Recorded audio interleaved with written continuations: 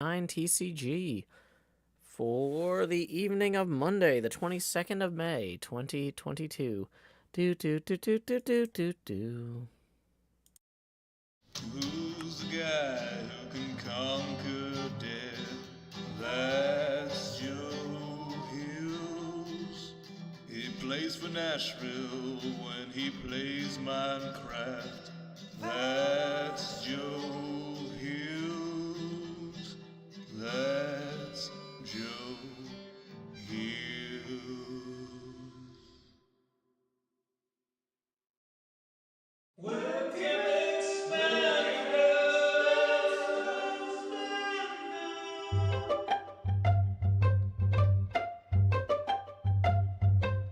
Did live stream views when you watch my face? It took up your screams and began to fade.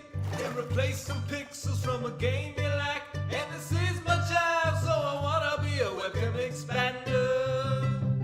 Webcam expander. It's off color optics from a broken cam, and some other child just throws up its hands. The Jost is beaten for showtime now. It's a heady job, and he wants to be a webcam expander. Webcam expander. Webcam expander.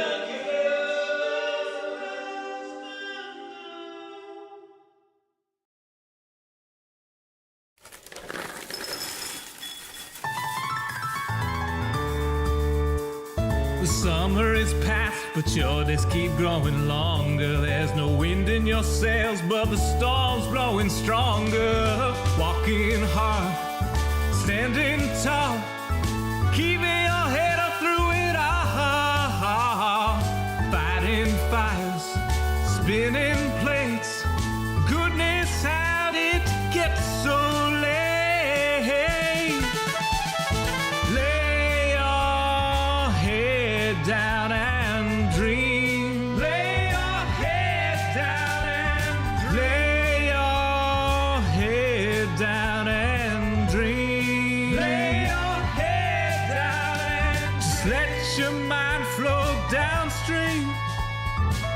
Spread out in a moonbeam.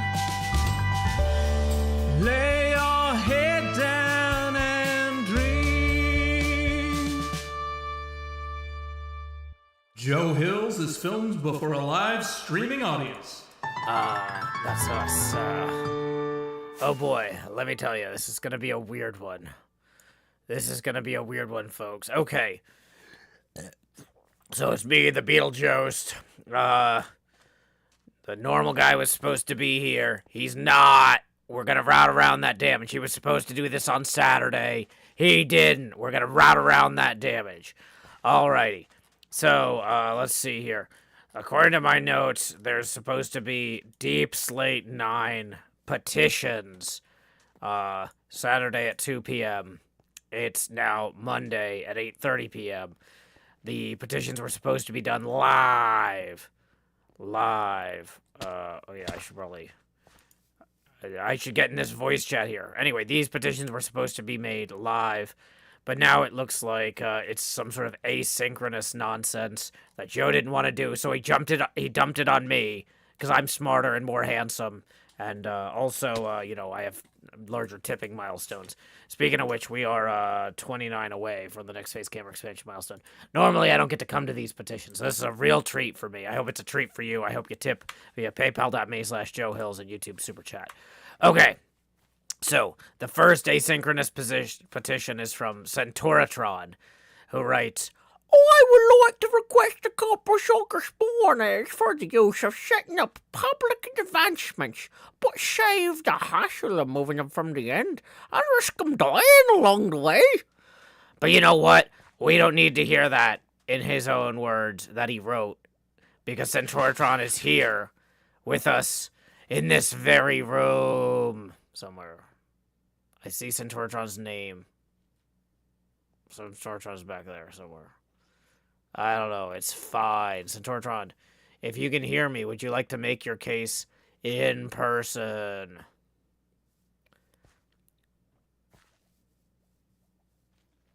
Centauratron apparently does not want to unmute. Shulker spawn eggs for the use of setting up. It seems like moving them from the end is a big part of the... Centauratron says, "So there are 2 advancements that use shulkers? Please continue."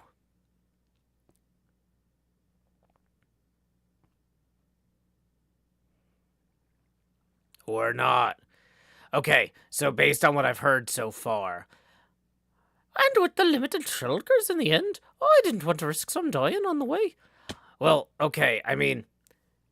So, part of the point of these petitions is for me to help people get stuff they wouldn't necessarily be able to get otherwise. But, as far as I can tell, there's nothing stopping you from moving shulkers from the end, other than the fact that it's a challenge, and part of a video game is the challenge. And maybe I'm just biased because I've moved a shulker around here and there. But, like, am I missing something? Like, is this feels to me like somebody asking for a whole bunch of oak wood. It would be inconvenient to get a whole bunch of oak wood, but that's part of the gameplay. I'm more worried about limited quantity with no end resets this season. I mean, there's a lot of end cities out there. I don't... Like, when I moved the borders of the world... Also, as far as I know, nobody's actually found the corners of the world border yet. When we did the 119 expansion, the world border got very, very large. There should be enough end cities that scarcity is no longer a problem. Plus, in theory, you could build a shulker breeder, as far as I understand it. Like, these are gameplay possibilities that exist. So I'm am I missing something here in terms of, like, is this more reasonable than I'm thinking? Because this sounds kind of like just playing the game for people instead of this is closing doors rather than opening them, I think. Why does it say setting up stream? I'm too important for this. Let's get rid of that text. It's gone. Good. I'm the Beetlejuice. I'm worth it. Okay. Anybody else want to chime in favor or against this? Hello, Joe. This is Kindleus. Hi, Kindleus. Can people at home hear Kindleus? We're getting some... This is the first time we have somebody speaking via Discord this stream. We got good levels for Kindleus there? Continue, Kindleus. Hello. Yes. Because this is a... If this was for a game, I wouldn't be opposed, but since it's for advancements, I am sort of agreeing with your point of view that advancements are supposed to be hard. And the advancement that you get with this one is the most difficult advancement in the game, which is have every single effect you could possibly have at the same time. Oh, so yeah, that's something you're supposed to be able to brag about how you got that. I had never heard of someone getting it post Warden being introduced. But yeah, before the Warden was introduced, we had it we got it on HermitCraft, and I think they did have to move a shulker in from the end. But, like, that was like an episode or two. That was like a whole thing. So I mean, I feel like this is something where, yeah, that's not really something I need to be doing. I'm glad that you want to make stuff like this possible for people to get that advancement there, Centauratron, but that might be a collaborative effort for you to work together with people to breed those on the way and stuff like that, so you don't have to worry about them dying or whatever. So, okay. So that's our first ruling. I should probably be writing these down. First ruling. No magic shulkers eggs. Okay. So, let's see. Our second request we have that came in asynchronously was from Void. Is Void here tonight? Void is not present. Alrighty, so I'm going to go ahead and read that. Requesting one hoglin or joglin spawning for a game I'm working on. Trying to move one from the nether down into the room would probably end up with me dying a lot. I feel like Oh, sorry, it's me. That other guy shouldn't be here. Yeah, I've Hoglins and Zoglins feel like things that you can get in the Nether. Like they're the sort like I don't feel like that's something that you need from me. I feel like that's if you're concerned about dying a lot, figure out if other people want to work with you, and make that a community effort. So yeah, I'm gonna.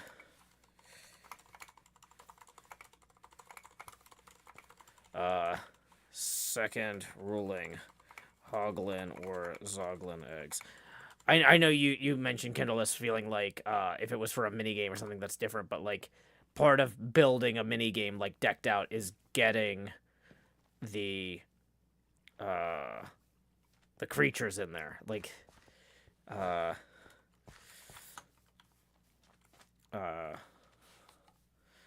okay, so I'm gonna like this is not a creative mode server. This is okay,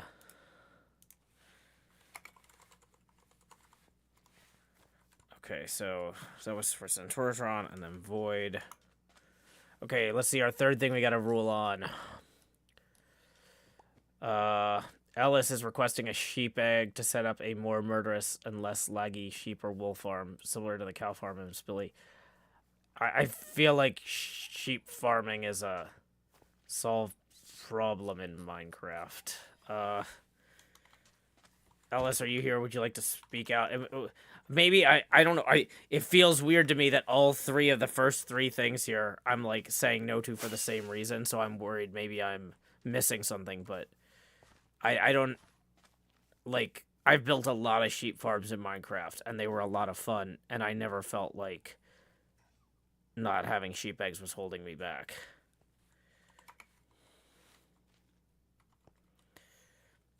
It would be cool, but not necessary. Okay. So, at least I'm not playing favorites here. I'd feel really bad if I was like, yeah, here's your sheep. Like, I'm not saying no to you because I said no to the other people. I would say no to all three of these each individually if they were the only one. But yeah, I've had a lot of fun gathering creatures like when we did the decked out thing in the Hermit Zoo, or when we moved the shulkers, or gathering sheep to make sheep farms. That's part of the game that I really like, and I feel weird taking away parts of the game by just magicking you up eggs in this context. Okay, so then the next thing, Tommy wants a set Bahala reset date. So Tommy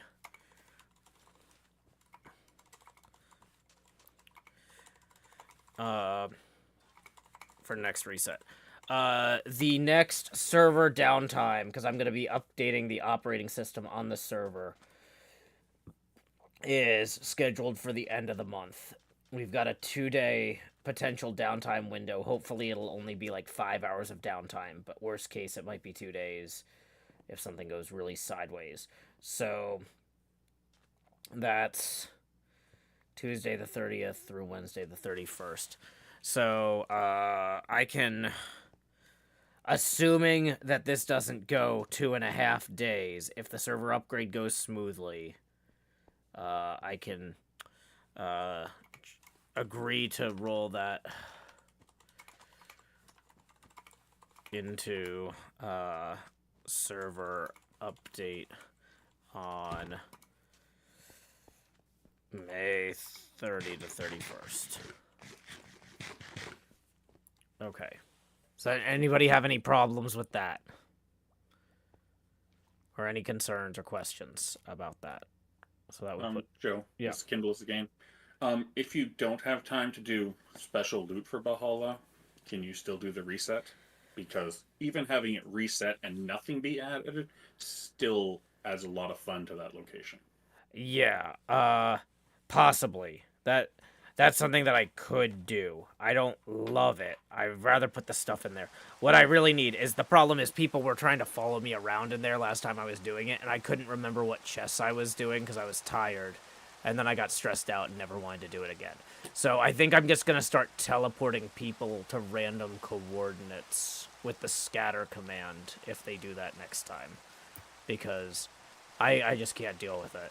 I can't, like, it's like having your kid moving stuff behind you when you're trying to organize things. It's like, did I do this already? I don't know. I'm too tired. My brain just, like, I don't handle those sorts of situations well. So, yeah. That's probably what's going to end up happening. Okay, so let's keep moving. Let's add that to the 4th ruling. So,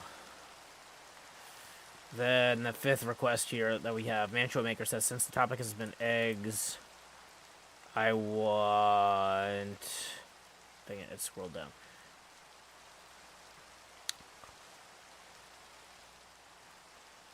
Since the topic has been eggs, I was hoping for a wither skeleton egg. My Jebhadar did not want to pick up armor. I gave him in the Brig of the Defiant. It's to add a little bit of terror to the public build. If people take a wrong turn in the maze of decks, they can get a surprise. I mean, I'm gonna say that 5th ruling. Is Mantua Maker here? Would you like to... I'm right here.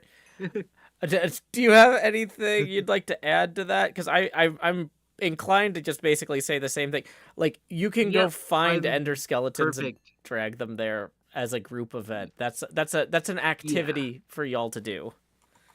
Yeah, so I was actually going to ask before you read, but I actually don't have the code for since it's something that we can't get on this server, would be player head or cod heads because for parade, but I'm not exactly sure how to get the code to for player heads. Okay, so player heads would be specific player heads, I guess. You don't just want random Steve heads, right? Well, I could do Steve heads or cod heads. It's for the Pride Parade for June. Gotcha. Okay.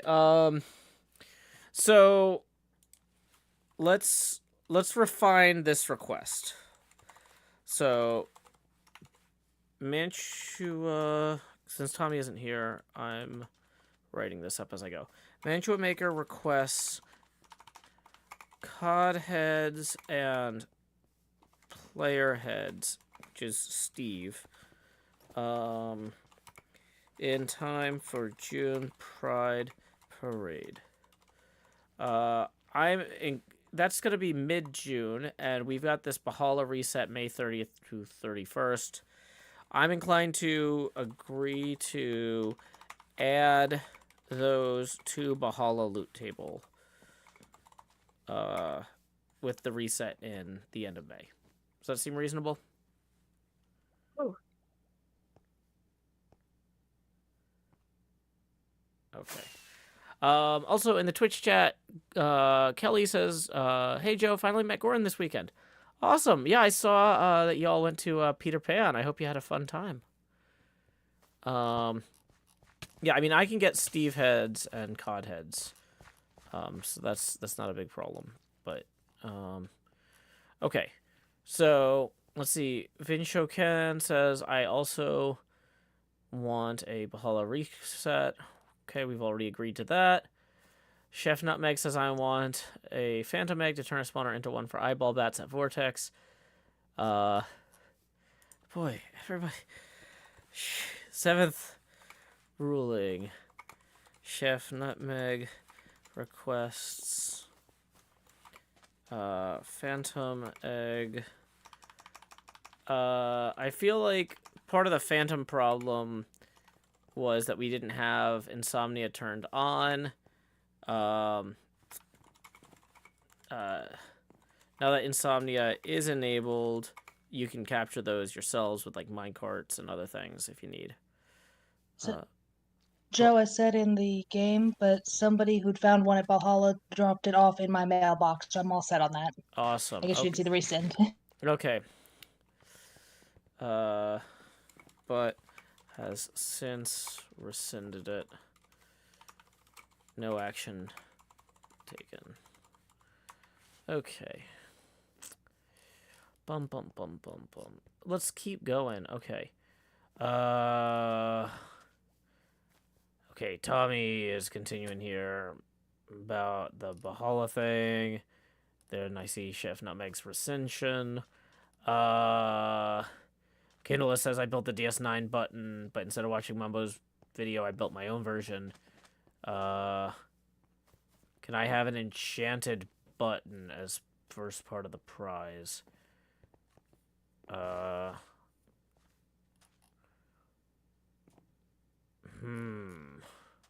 Okay, Candleus requests enchanted button.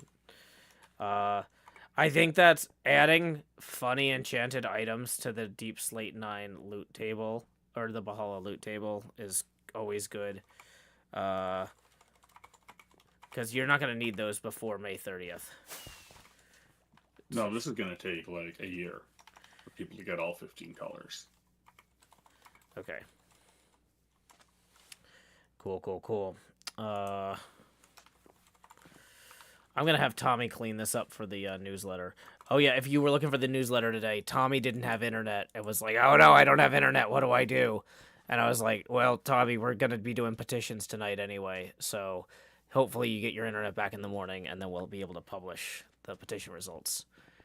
Barbie's little sister says, I got to interact with the actors during the show, and it was great. I'm exhausted, though, so I'm going to head out. Have a good night.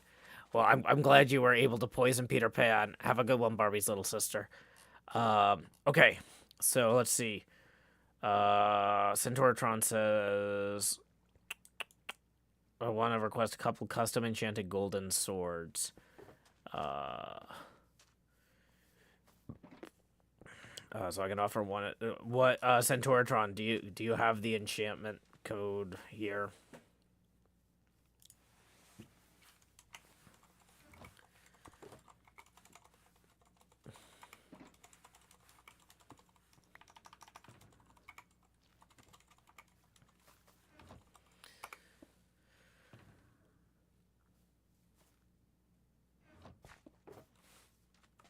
Okay, well, Centauratron. Oh, wait. Unbreakable, knockback, fire aspect, looting, sweeping, unbreaking, mending. Okay. Do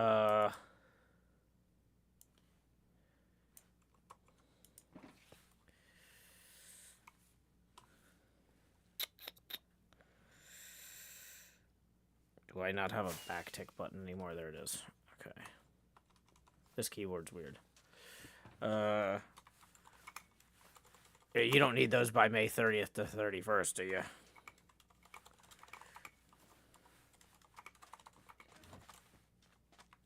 Because I'm inclined to say you can go fight for those in Bahala. Sharpness 13 is too powerful for me to just give 2 of them to one person. So putting them in Bahala and letting people go for them makes more sense to me. Okay.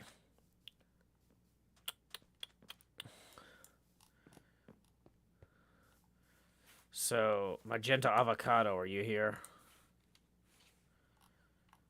Magenta Avocado wants me to teleport myself to these coordinates and write an impromptu haiku about the base. Okay.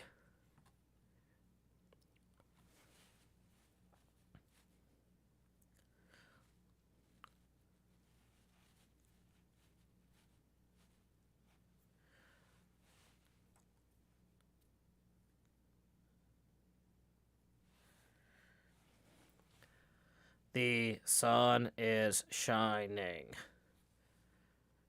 Teletubbies would live here. If only they could. There we go. There's your impromptu haiku, magenta avocado. So let me... Magenta avocado requests impromptu haiku about base.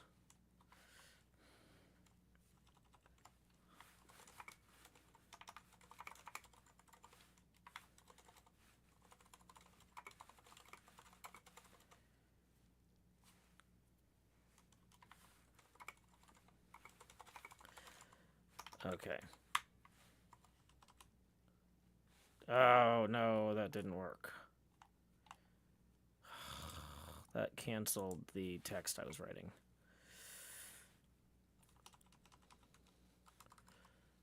Okay. Magenta avocado requests a haiku about base at given coords.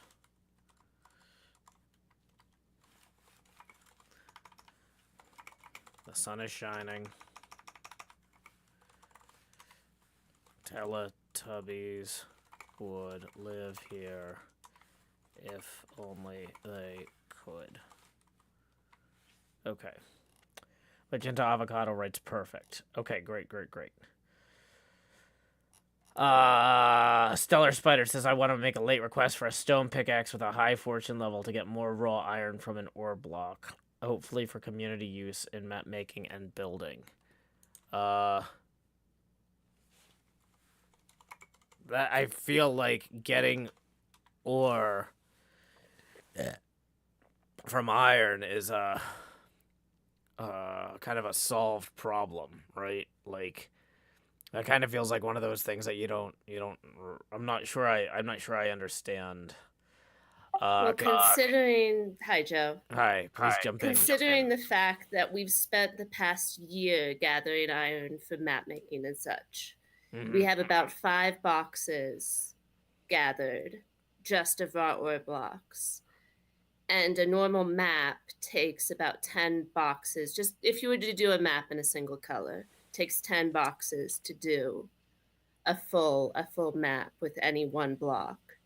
So there's not really enough to go around. Me and Melora use up most of it, and there's not really any for anyone else doing the map making contest. Okay, so why does it take so many maps to make one map? Am I missing? I feel like I'm missing something. That color is unique to that block, and that color is a very useful color in most maps, but you can't get a lot of it. There is not a lot of it to go around. Oh.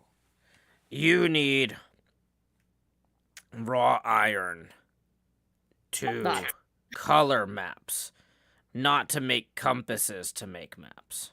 No, not to make compasses, no.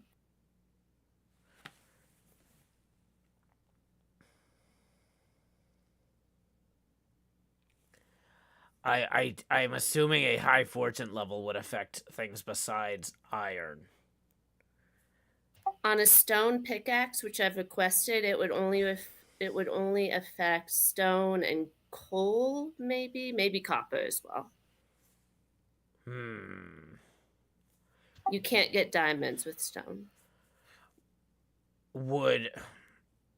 From a game balance standpoint, we do have a big map making contest underway, and making sure that folks have resources for that is a priority. If I put a bunch of stacks of raw iron, like stacks of raw iron blocks in Bahala, would that be better or worse than me putting a bunch of these fancy stone fortune picks in Bahala? I mean, that would help, but that's more work on your part. Like, if we just ended up having the picks, we would have to still go out and get the iron ore. I mean, I'm going to be wandering around Bahala putting things in boxes anyway. So putting stacks of raw iron in there, raw iron blocks or whatever, isn't really harder than enchanting a bunch of pickaxes. And considering we already have just 5 shulker boxes, and that's not enough for more than like 2 serious map makers, we need a lot of stacks. Yeah, I mean, there's also a lot of boxes in there. I've been kind of mixing in goofy trash stuff just to fill them out in the past resets. So, I mean, I feel like there's an opportunity to put in several boxes worth of raw iron into there. Okay, I defer to your judgment, but I'm just saying we need a lot. So you need a lot. Okay. Yeah. Okay. Let me add to our rulings list here. 11th ruling. Stellar Spider requests special fortune enchanted stone picks for iron mining. Joe agrees to load up Bahala loot tables with stacks of iron ore blocks. Since iron itself is intrinsically easy to get in Minecraft by making iron farms, I don't think that this should affect the economy in any surprising ways. Whereas adding a fortune pickaxe that might also allow coal duplication or other things that I haven't thought of. Could I add it to the iron golem loot table? Honestly, I don't want to mess with that if I don't have to. Yeah, I'm doing the Beetlejuice voice because the Beetlejuice is here. I'm doing petitions. I'm wearing my dragon head. Rawr. Do I have fire charges? Joe, can we have raw iron in the loot table rather than ore blocks? Because then the raw iron would go directly to the map makers. I think what I'm describing is what you're asking for. I'm saying instead of you taking a bunch of nuggets, like 9 nuggets to make an iron ore block, I'll just put the iron ore blocks in there. So I'm wondering if this is like that block might have like a name or something. Because a lot of blocks... Yes, sorry. The name is raw and block of raw iron. Yeah, I was thinking, based on the description, that you wanted the one that's made of 9 ore. That's the one I was going to put in there.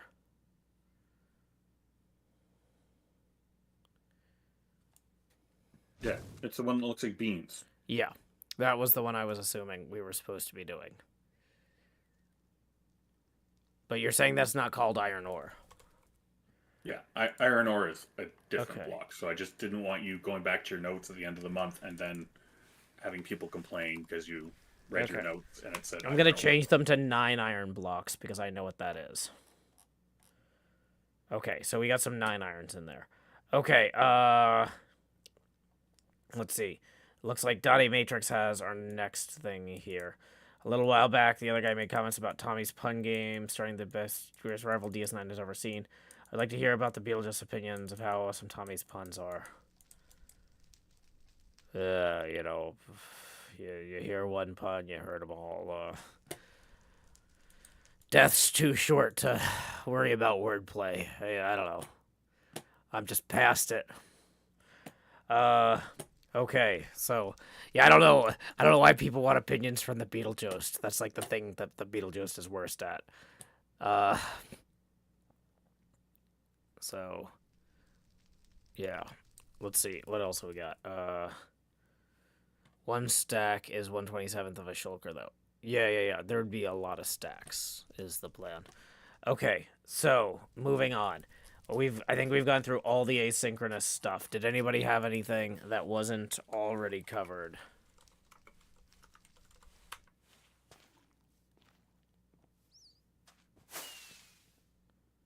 Did you want to press the button, Joe? I'm in creative mode, so sometimes when I press things, they break. Well, that would be funny for me. Okay.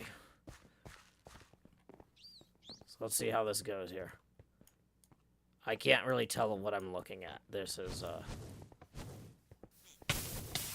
yeah. Did I press it yet? You did. Yay, we did it.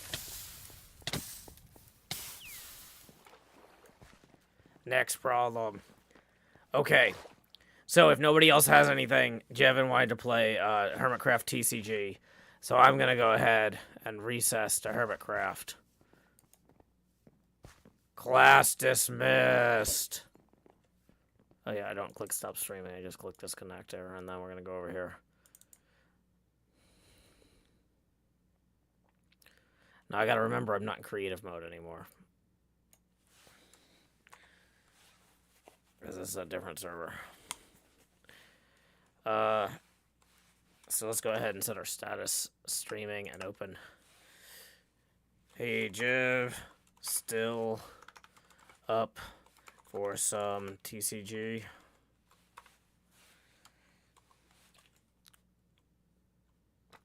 Yeah, Devin had asked me earlier if I wanted to play a children's card game.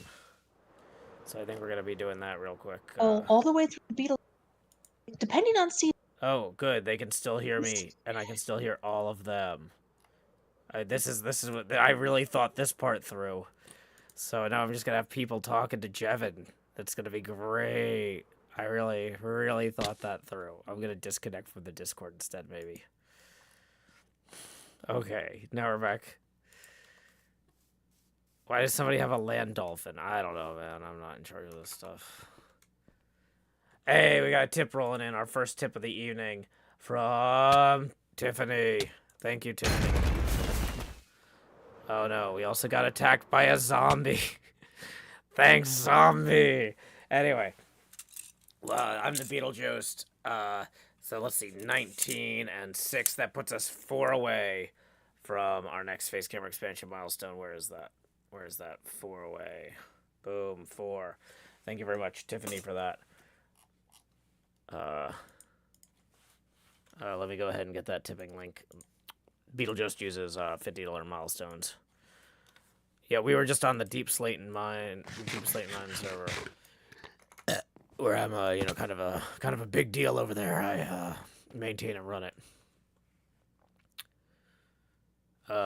Sure.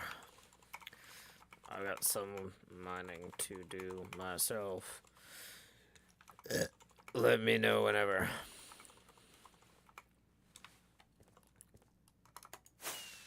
Alrighty, so Jen's got some debris gathering going on. So, in the meantime, we're back better than ever.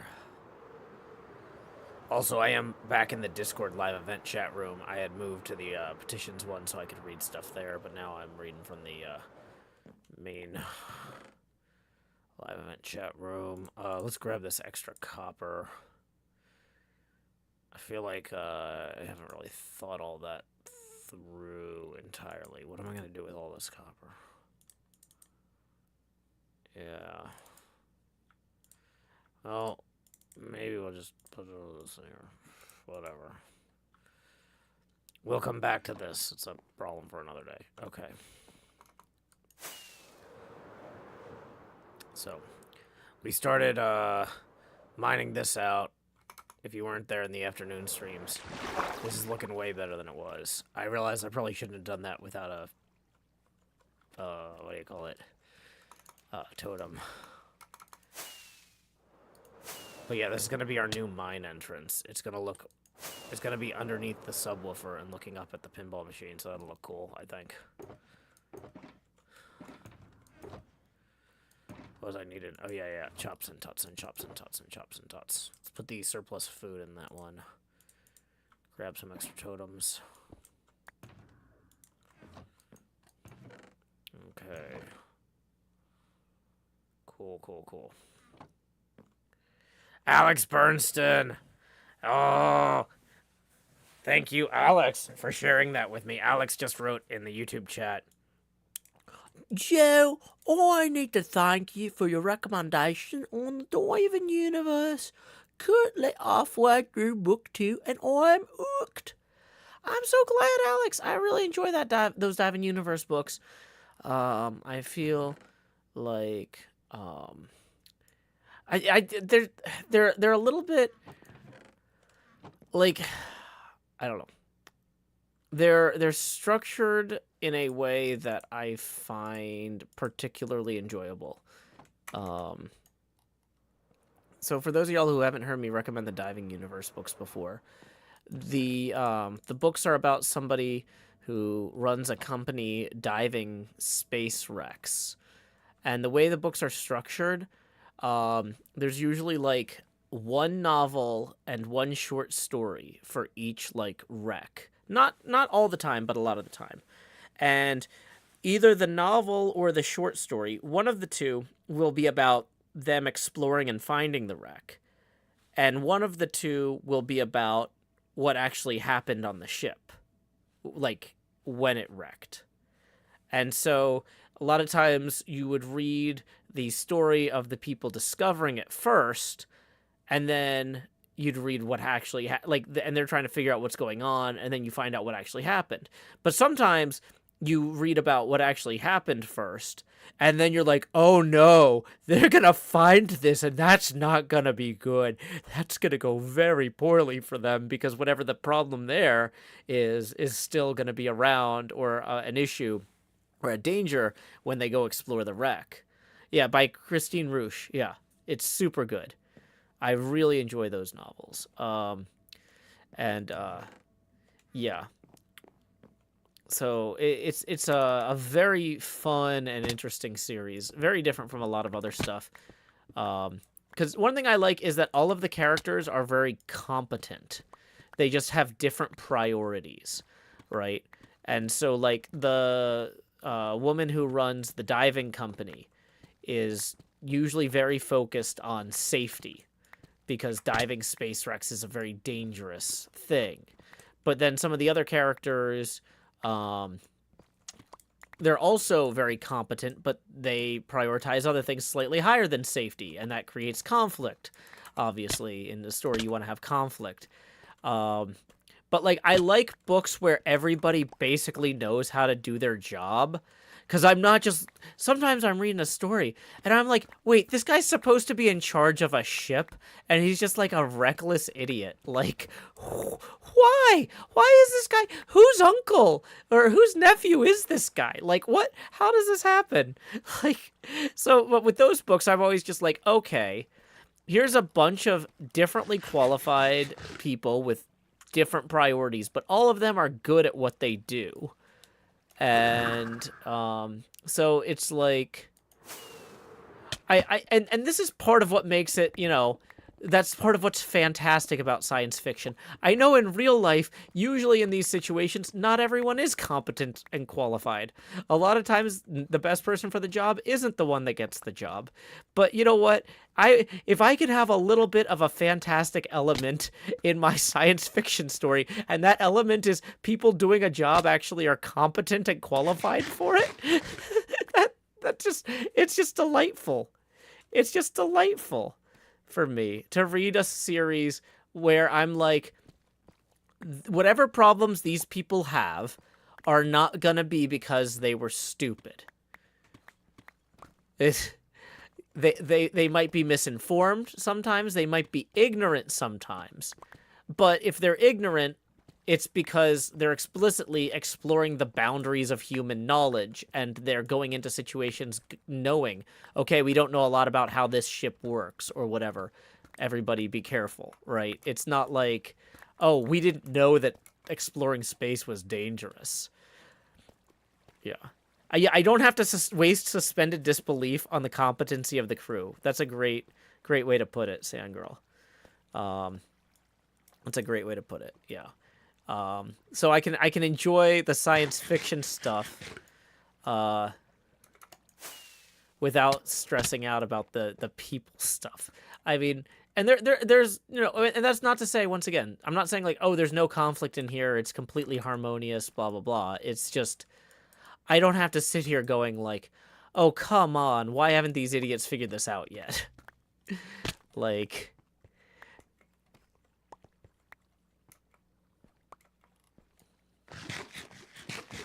But yeah, so I'm really glad you're enjoying them, Alex Bernstein. Yeah, I started reading those, I feel like at the end of last year, around Christmas, and I just binge read like all of them. I really liked them. I think there's a few short stories I missed because the reading order list I was looking at was incomplete at the time. So I need to go back. I'm kind of saving those for when the next big novel comes out. I'm going to read that big novel and go back and check which short stories I missed. But I think I read most of them. But it's, yeah, it's cool stuff.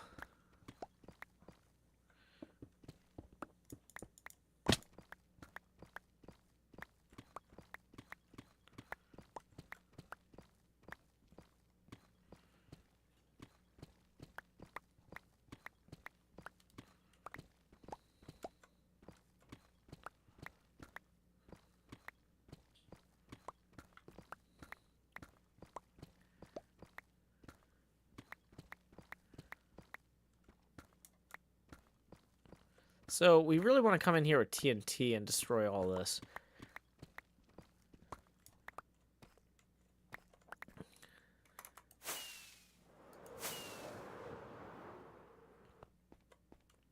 Dave USPS says, hitting the right note of qualified expert without hitting omnidisciplinary Star Trek engineer doesn't happen enough. Yeah, that's the thing, too, is like, most of the characters are specialists in some way. And one of the ways the novels stay fresh is that they're bringing in different specialists for different jobs. So there's new characters mixing in with the old characters all the time. Some of them return in later books. Some of them don't because they're dead. It turns out space wreck diving is dangerous. But, like, it's a really... So, bringing in specialists to deal with specialist problems is actually a really great way to solve the, like... oh boy, how do we keep these stories fresh problem when you have a lot of books in a series? It's like, okay, well, we've got a rotating cast that's dealing with different problems. Sometimes the best person for that particular job might not be available, so we've got the second best person, or, you know, but, like, it's, yeah.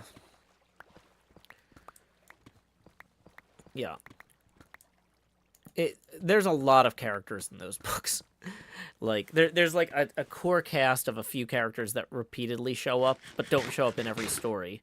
Because the stories also span, like, a huge timeline. Because, like I said, like, if you're seeing, like, here's a space wreck that's, like, thousands of years old, and then we have a story about how that space wreck got there in the past, like, you're going to have, obviously, a completely different crew on the original ship. So there's also, like, new characters all the time in the flashback stories, too.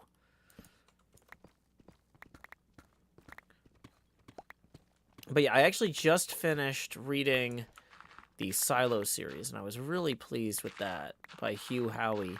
I haven't read his other stuff yet, but I'm taking a break from his work because a friend of mine just finished reading Andy Ware's Project Hail Mary, and I really enjoyed that, so I'm doing a reread of Project Hail Mary, especially now that they've announced they're doing a movie, which I was thinking about it. I was like, how would you even do that as a movie? And, okay, quick, let's do a quick viewer poll, informally. Like, I have an idea for how to do this movie in an interesting way, but it might be a little bit spoilery. Does anybody have a problem with me spoiling part of Project Hail Mary? Because, like, I would restructure the story a little bit. Because there's stuff that happens earlier that you don't necessarily see at the beginning of the way the novel is presented that I think you would want to show earlier in that. Dave USPS says, speaking of omnidisciplinary Star Trek engineers, yeah, the main guy in Project Hail Mary is pretty omnidisciplinary.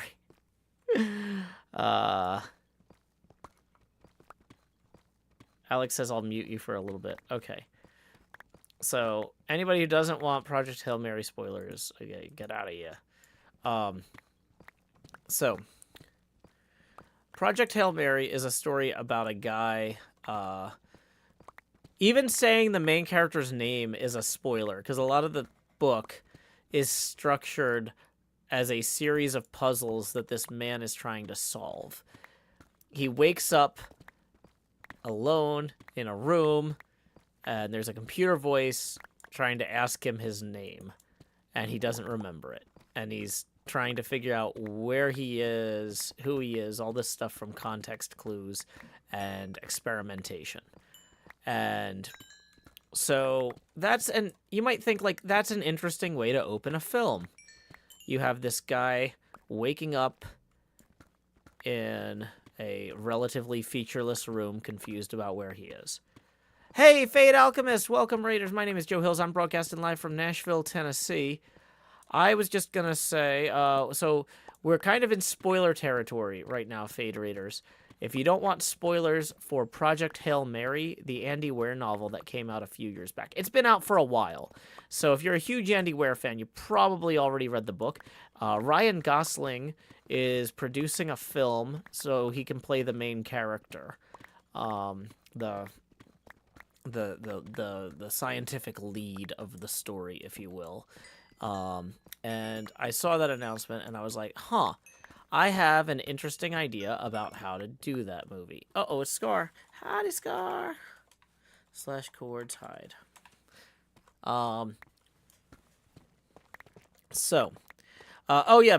Fade Alchemist says, Holy Eyeball. Yeah, the camera gets bigger when we hit certain tipping milestones.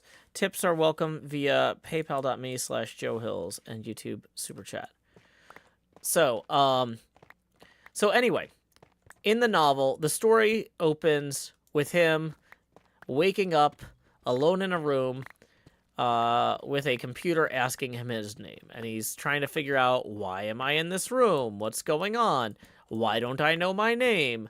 And so once again, some spoilers here. So the problem is, if you're going to make a film, you have to make a film trailer. And so if you're trying to go in completely blind to this, you shouldn't know that the main character is a scientist or that he's on a spaceship. But if you're trying to make a movie about a scientist on a spaceship, you're going to have to show something in the trailer that might indicate, like, the answer to that first puzzle of, where am I? Why is gravity heavier here? In what situation could gravity possibly be 1.5 G? He realizes that the room he's in, gravity is 1.5 G, and he's like, that doesn't seem right. How do I work backwards from that to figure out where I am? Where in the solar system is gravity 1.5 G? That sort of thing. And the answer is, he's not in the solar system. He's in a rocket. And so, like, you're gonna have to give away some of that stuff in the trailer if you're gonna get people to go see this movie, right? So I'm kind of like looking at it and I'm like, I don't think you structure the movie like that. I don't think you open the movie like that. I think you open the movie like WALL-E.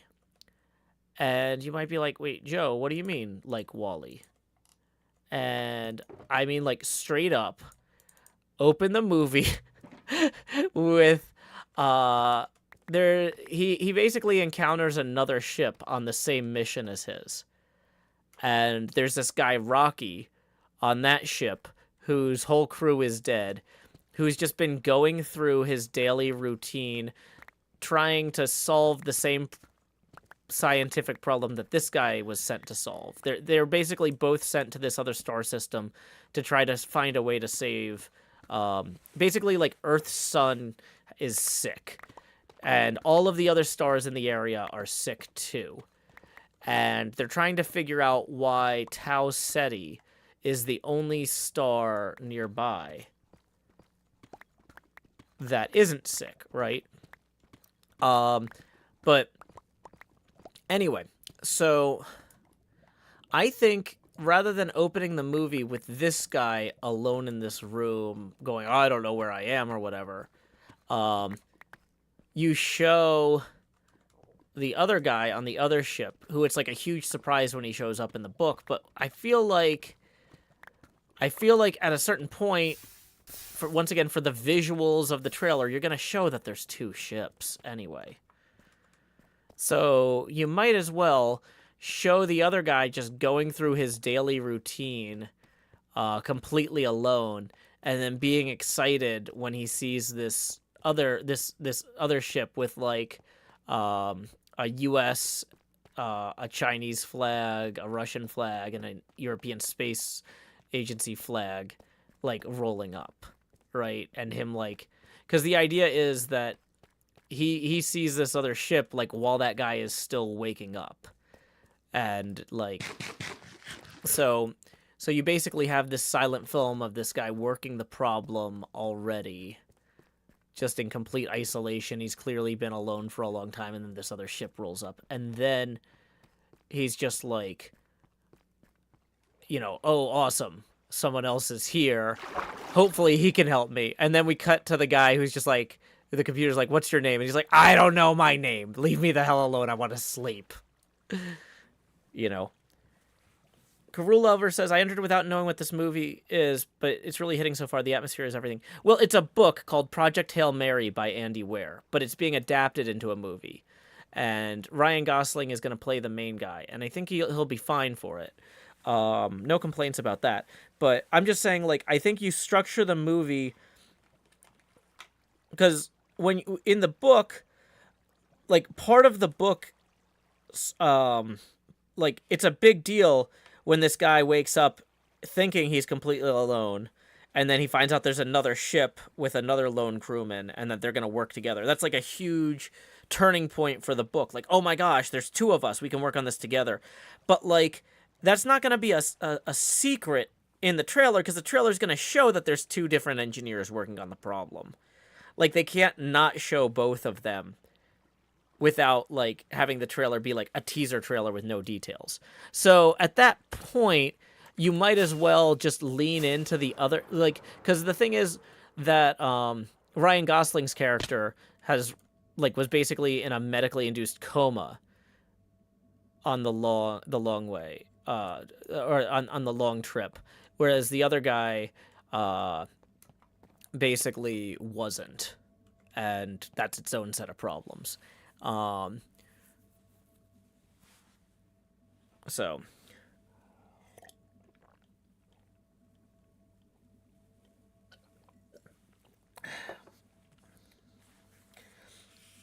but yeah, so showing how the other guy has been dealing with the isolation and trying to solve this on his own all this time, while our main character is bringing a fresh approach, just waking up, just arriving in system. I think it'll contextualize things in an interesting way. So it's like, okay, so this is a story about people cooperating to solve problems. At its heart, that's the whole story is about. And there's a bunch of flashbacks to on Earth, them trying to get the ship even off the ground. Which is, the ship is called the Hail Mary. That's why the name of the book is Project Hail Mary. But it's a great book. I really recommend it. I've tried to avoid spoiling too much, but like I said, they're about to start publishing trailers for it. So, like, at the point where you're gonna show this stuff in the trailer, like, restructure the story some to, you know, do it's a visual media. Show, don't tell, right? So yeah, like, have the story open with just this guy trying to solve this problem alone, and everything seems bleak, but hey, here's somebody else. That's exciting. Emily Rattini says, Andy Ware's writing is one of the few shared interests my dad and I have. This will be interesting if nothing else. Yeah, I think it'll be really cool. Like, I definitely, like, I liked The Martian, the novel, in a very different way than I enjoyed the film, but I enjoyed both. Like, they're, you know, when you're adapting something, you have to be willing to make certain bold choices, and I feel like, you know, having, like, a Pixar-esque, maybe not a 20-minute silent movie opening to this, but, like, but having just, like, the opening credits sequence or whatever, like long, slow opening credits with music showing Rocky going about his day, trying to solve, you know, just dealing with stuff breaking on his own ship, trying to maintain his sanity alone. You know, I feel like it sets a tone for how far out there everything is. And also, then it feels kind of more okay to laugh at the hijinks that the main character gets into when he's waking up trying to figure out where he is.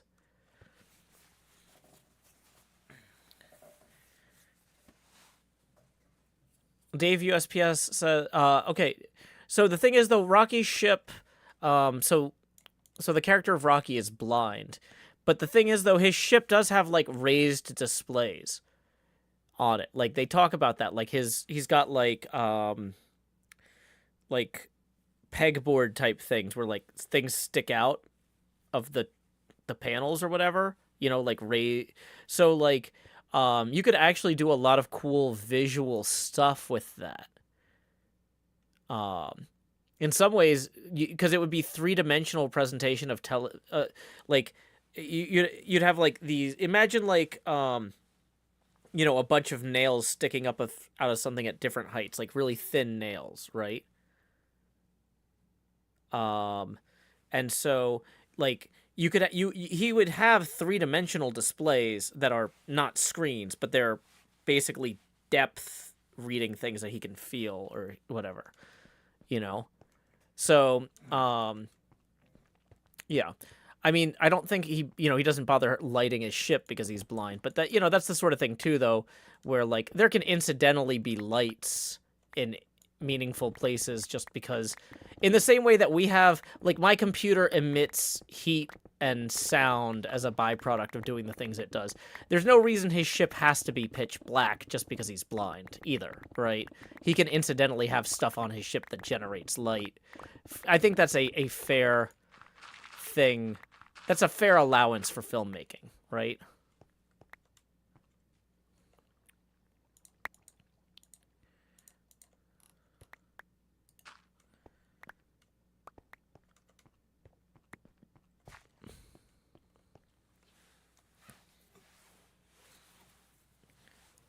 Cabman says, like, Braille touchscreens. Yeah, kind of.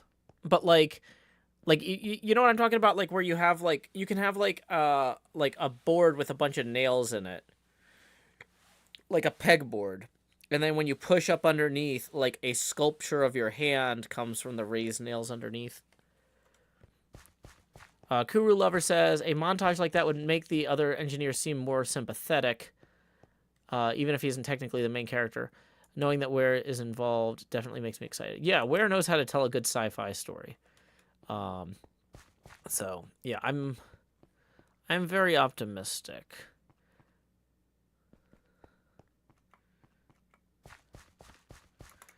But, like, you know,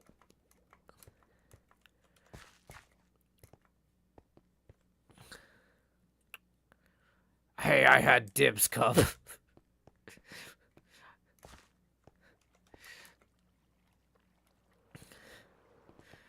I'm waiting for that Jev boy to get done with his mining.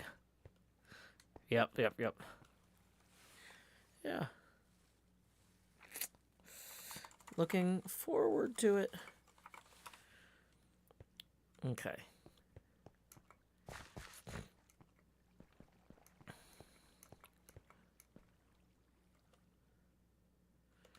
Okay, so I've actually got this graveled out pretty soundly in terms of where we need the segments over there.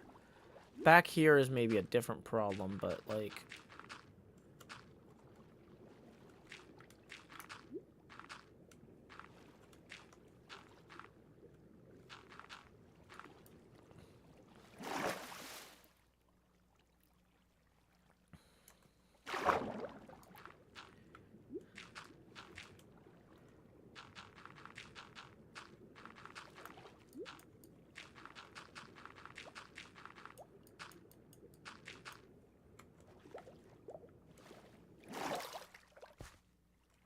Dave USPS says, I actually didn't like the book, but I think it could be a base for a good movie. Yeah, I think it could be really interesting.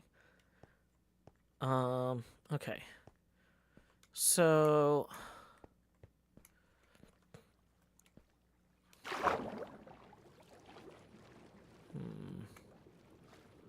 Do do do do do do. Bum bum bum bum bum bum. Da, da, da, da, da, da. Yeah, okay, so that's... We might not need to go out that far. Uh-oh, I don't like that. What's going on with this? Is this just...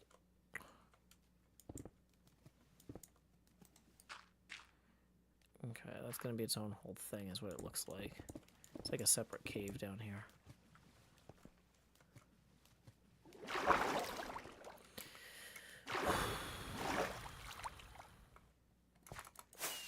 Okay.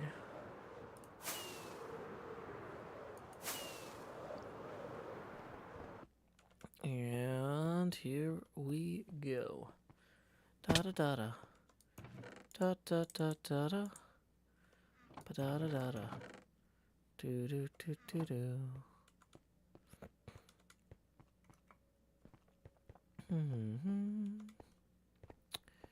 Do do do do. Anyway, so let's see. Bombastic Banana says, what is the Joe Pasty? We are currently at... Great question. We are currently at 42% Joe Pasty, and we are $4 away from the next face camera expansion milestone. Tips are welcome via paypal.me/JoeHills and YouTube Super Chat. That reminds me, I actually should manually check that on my phone to make sure we haven't missed any tips, because we were having a weird thing where it's like 1 in 15 or 1 in 20 tips wasn't going to the computer alerts. It was only showing up in my phone, and I can't figure out consistently what's doing that. There doesn't seem to be any blatant pattern yet. But yeah, okay, cool. We haven't missed any. That's good. Ba bum bum bum bum bum. Dee dee dee dee dee dee dee. Oh, barely missed that there.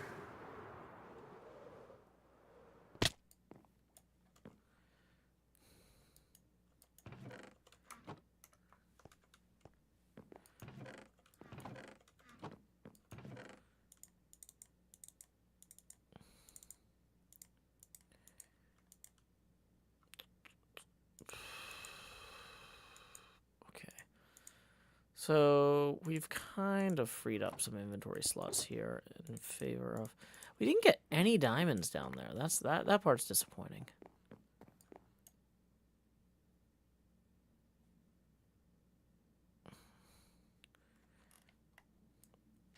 Okay, so that was tactical, so Jev is going to be heading back now. Let's get our TCG deck.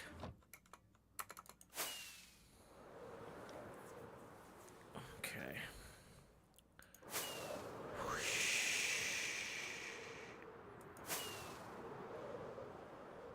I will head to the Pyramid Arena.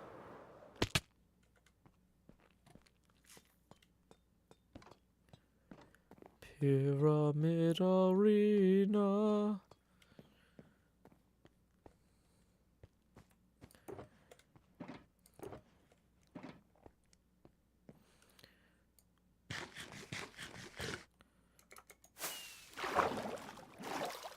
Oh, I don't... Wait, did Cub get rid of the entrance that was in here?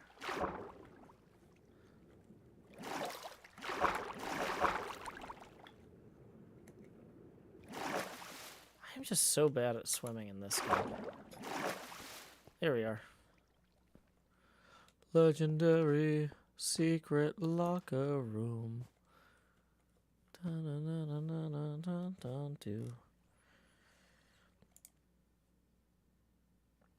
Okay.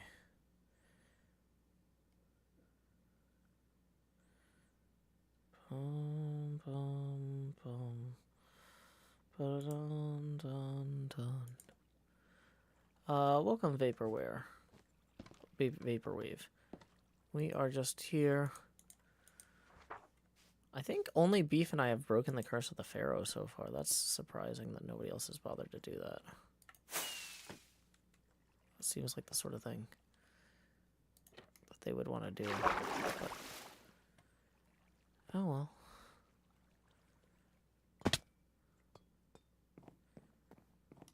There's always room in the pyramid. Okay.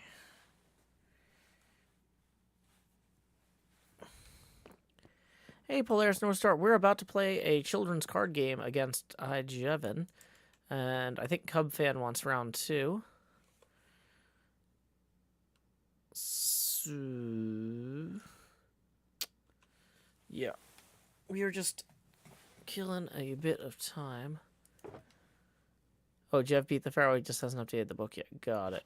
Okay, well, I'm going to put in my cards here. I think that this is a pretty reasonable deck. As I'm looking at it, we've only got one actual ultra rare. We've got a few rare. We've got 14. Basically, instead of doing 12 rares and 3 ultra rares, we have 14 rares and 1 ultra rare. I really like that turtle shell.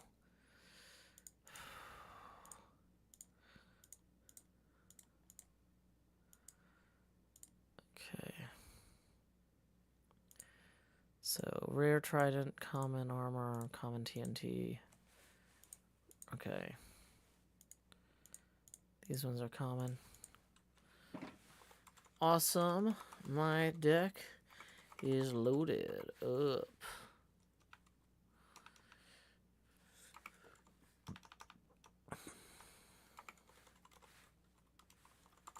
I'm prepared to duel.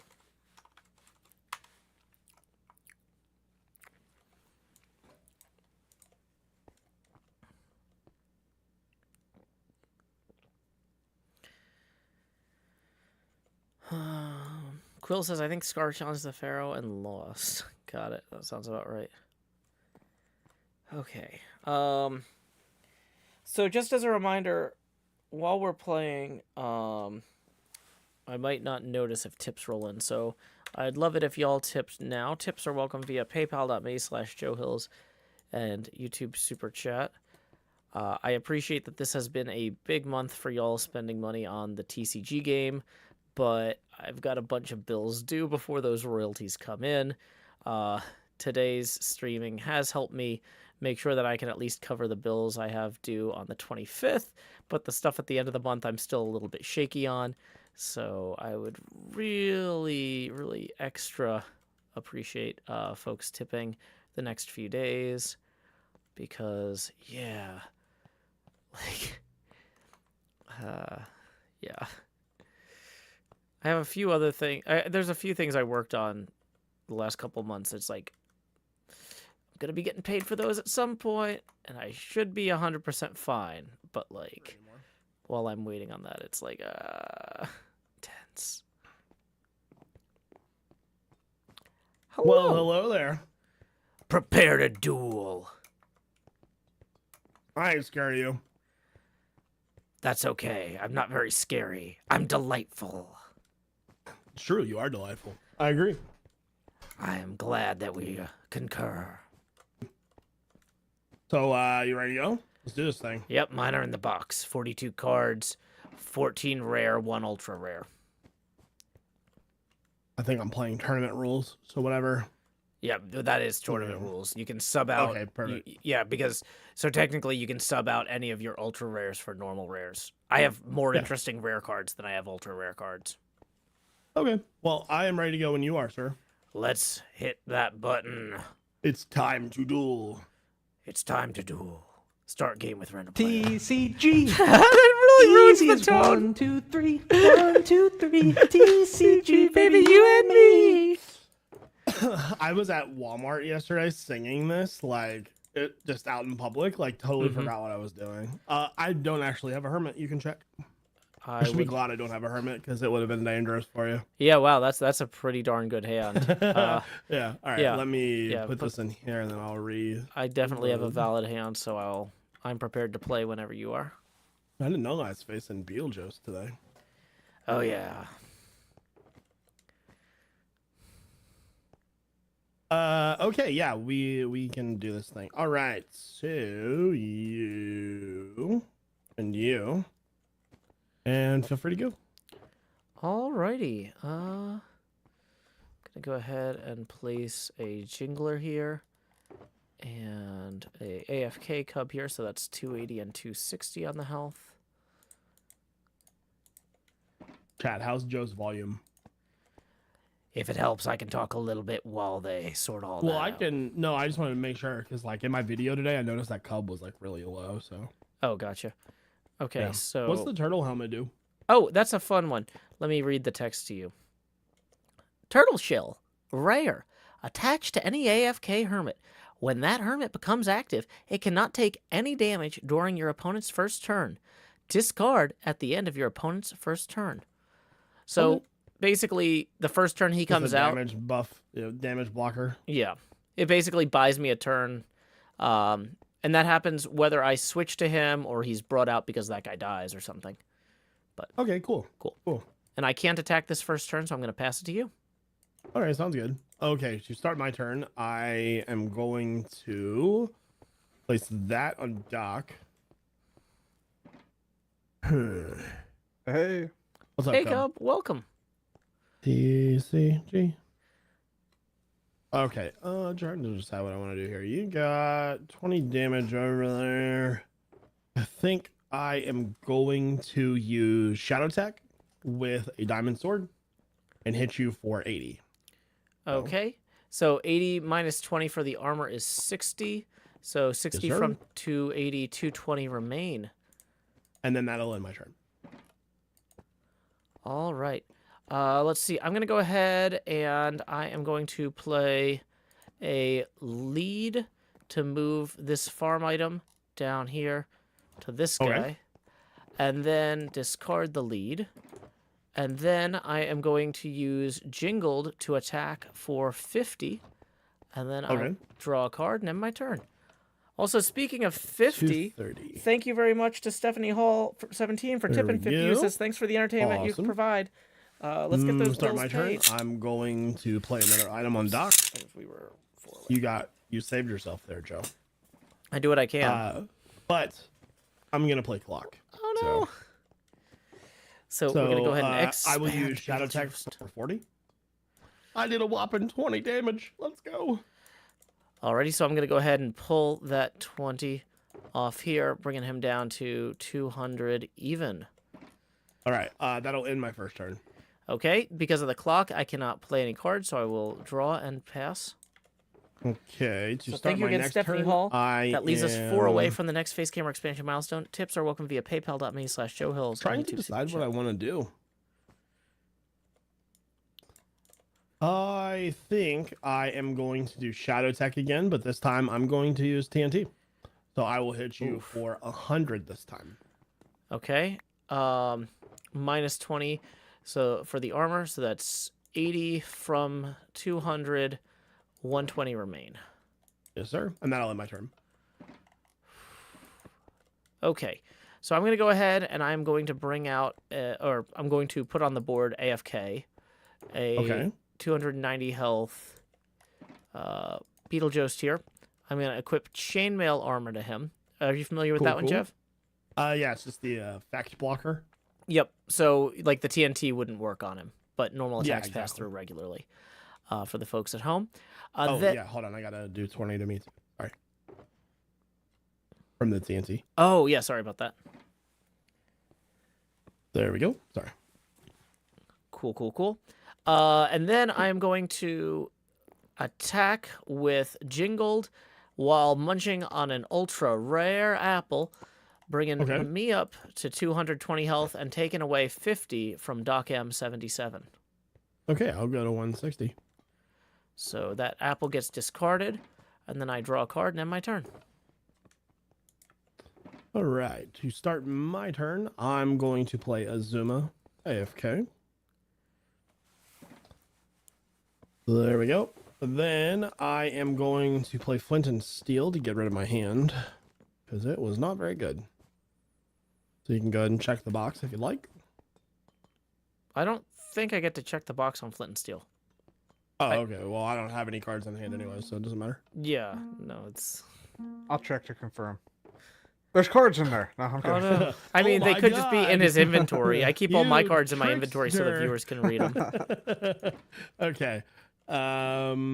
Let's see here. So, okay, that's pretty good. So we use Shadow Tech for 40 again. Okay. Minus 20 for the armor, so 200 health remain. Yep. And then that'll end my turn. Alrighty, so I am going to attack with Jingled for 50, bringing you down from 160 to 110, and then I will draw a card and end my turn. Sounds good. Slow and steady wins the race here. Here we go. Sorry, my turn. I'm going to play another Hermit. Doc M, AFK. There we go. Ooh, tough decision here. I think I got to do this. I got to play a little safe here. I'm going to put that on that dock. That is an And interesting... then... That lead really did a lot of work. You're right. I'm going to play TNT with Shadow Tech. So I'll do 100 to you. Cool. So 100 minus 20 is 80, bringing him back down to 120. I go down to 90. Oh, you mean this one item card is doing a lot of work? Yeah, it is. There we go. That'll end my turn. Okay, I am going to attack with Jingled for 50 against the active Doc M, and then I will draw a card and end my turn. Go down to 40. Okay, let me read this card real fast. Oh yeah, we don't want to use that just yet then. Okay, next up, another X on the board there. He is 300. Those X's are such good, like, bait cards. Okay, well, I can't really withstand another attack here, so I'm going to go ahead and switch to X. Oh, we got a visitor. Look at this. This is a historic moment, ladies and gentlemen. What? Wow. Zombie Piglin has actually wandered into the arena. Wow. That's amazing. What the heck? The portal must And be he's gone. pretty close by, I guess. Yep. He's out. He's out. Anyways, that'll end my turn. Alrighty. Okay, so I am going to affix... Oh, boy. Seems like we're both having the same problem here. Yeah, it's similar. I'm gonna put another Cub fan out with 260 up here. Boy, then I am going to put this speedrunner item on this Cub. Okay. And then I'm going to use a target block to target Doc M with Jingled for 50. What does target block do? Let me read it to you. Choose one of your opponent's AFK hermits to take all damage done during this turn. Okay. So I discard the target block, and Doc is knocked out. Cub, would you mind awarding me a victory point and prize card, please? Sure. Yep. There we go. Thank you. So, Then who I do draw a I card want to and then my make active? Oh, never mind. I already have an active hermit. Yeah. He wasn't I'm active. out of it, dude. No worries, no Okay. worries. Let's see here.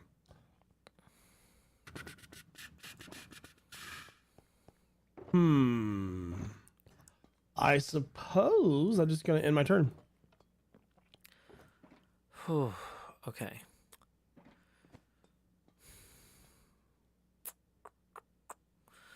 Well, I'm going to go ahead and I'm going to attack with jingled for 50 on the active Asuma. And I'm also going to use a common bow to knock 40 off the AFK Doc M. It does 40 to an AFK? Yeah, the bow does. Yes, yep. Yeah. Let's read it. Interesting. That's a good card. I didn't realize it was that good. Yeah, it's pretty good. Okay, so this will go to 240. And how much are you doing to Azuma? 50, you said? Yeah, 50 to the active Asuma. Okay. Gotcha. And then I will draw a card and end my turn. That is not the right That's card. great. That's what we wanted. There. Okay. Start my turn. I'm going to put that on dock. Oh, that's not what I wanted to see. I'm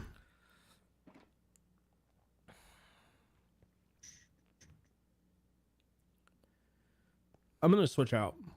Okay. There you go.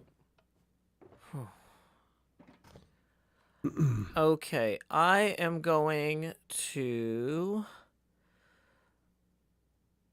Don't hold your cards in your hand. I can see them. That's okay. I'm about to use it. Well, wait. Actually, I got distracted by that. But yeah, I'm going to place a speedrunner double on this Cub fan.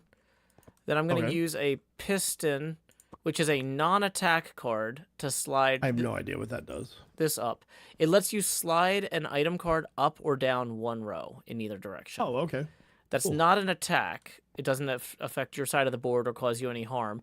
So I can still withdraw and bring out this Cub fan on that turn without doing you any damage. So now I've got that Cub fan active with the turtle helmet, so he can't take any damage next round, no matter what you do. Okay. And then that card. I mean, you would think that, right? But we'll see. This one. Start with that. Then I'm gonna play Curse of Vanishing. Ooh. Let me. Still, I feel like Curse of Vanishing might be one of the best cards in the game. Still. Yep, that is not a damage card, so this wouldn't block it. I don't think so. That was a very strong counter there. So we're gonna go ahead and do World Eater. Okay. So that does 40 damage from 260 to 20 remains. Oh, it's so bad. All right. Anyways, there we go. Here we go. Okay, I am going to attack with Let's Go for 100. What does Let's Go do? What's like the special ability? After using Let's Go, I may choose to swap to another Hermit. It's like an optional free chorus fruit. Gotcha. But But also very importantly, guys, very importantly, it also gets the people going. There you go. We got to get the people going. So you'll be doing. Go to paypal.me/JoeHills. 160. We're $4 away from our next Face Gamer expansion milestone. That's 4. Like, there we go. 1 less than 5. Alrighty, thank you very much, Jev. I'm going to draw a card and end my turn. Okay. To start my turn, I'm going to place an item onto Jost. Then I am going to play Golden Apple on Doc. Smart. Go to 260. There we go. And we're back at it again with World Eater. There we go. Ouch. So 160. That's a lot of damage. From 220, 80 remain. All right. And then that'll end my turn. Okay. I'm going to add an additional speedrunner item to that Cub fan. I just added an additional speedrunner item to that Cub fan. Yep. And now, okay. So you're either going to kill me next turn or you're not, because of the coin flip element here. So and I could have maybe drawn something too. So yeah. So I mean, I've got the Let's Go. So I think that what I want to do here is attack with Let's Go for 100, and then withdraw and bring out the other undamaged Cub fan. Okay. So that's 100 to Doc minus the armor, so I guess that's 80 to Doc total. Yeah. So he'll go down to 180. That sounds right to me. Math is hard. There we go. I draw a card. All right, and my end turn.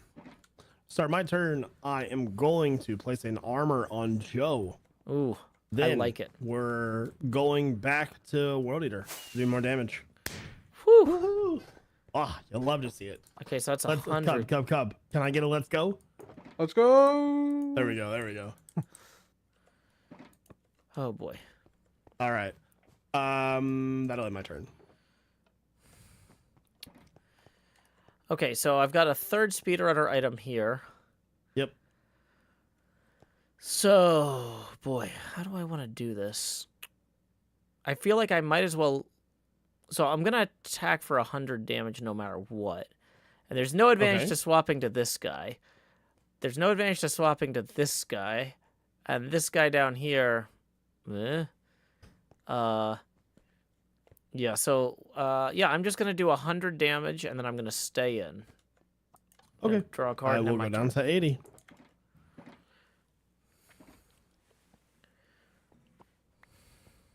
Okay. To start my turn, I'm going to place an item on Joe, so he's fully powered. And then we're going back to the damage mill. 3 in a row? Unfortunate. That'll definitely get Doc killed, but it's okay. Yep, so 60 here. Yeah. So that'll end my turn. Oh, I'm actually at 100 because of my armor. Oh, okay. So, sorry.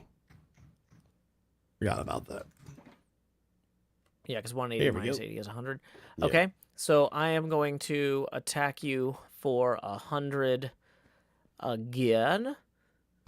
Okay, so I will go down to 20. And I'm just going to swap to this one for kicks. It doesn't really matter, but it's funny. I have it. I might as well use it. I draw a card, and I end my turn. There we go. So you switch to the other cub? Yeah. So okay, cool, this cub now has 80 health. Yep. Put another Doc on the board, AFK. Okay. That World Eater attack is brutal, and so is time. There we go. This is very bad for me. I think I gotta do this because I need the card. So, World Eater. Whew. Wow. Okay, 40 health. It's unfortunate.